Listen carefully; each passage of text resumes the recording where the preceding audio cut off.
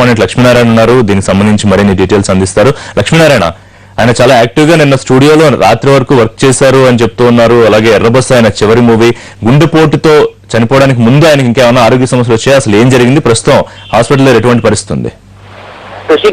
గత కొంతకాలంగా భారీ పర్సనాలిటీ ఉన్న చక్రి తన ఫిజిక్ ని తగ్గించుకునే ప్రయత్నంలో భాగంగా కొన్ని చర్యలు కూడా చేపట్టారు. అయితే ఈ తెల్లవారుజామున అనుకోకుండా ఈ హార్ట్ అటాక్ రావటం వల్ల హాస్పిటల్కి తీసుకొస్తే అప్పటికే మరణించినట్టుగా డాక్టర్లు చెప్తూ ఉన్నారు. ఇప్పుడు డాక్టర్ల విషయాన్ని ధృవీకరించారు. అయితే తన భారీ ఖాయాన్ని తగ్గించుకునే ప్రయత్నంలో కొంతవరకు సఫలీకృతం అయ్యారని చెప్పి చెప్పుకోవచ్చు.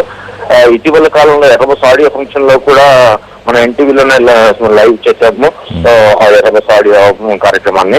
అప్పుడు కూడా చాలా యాక్టివ్ గా ఉంటూ పాటలు పాడుతూ అందరినీ ఉత్సాహపరిచే విధంగా ఉన్నారు చక్రి.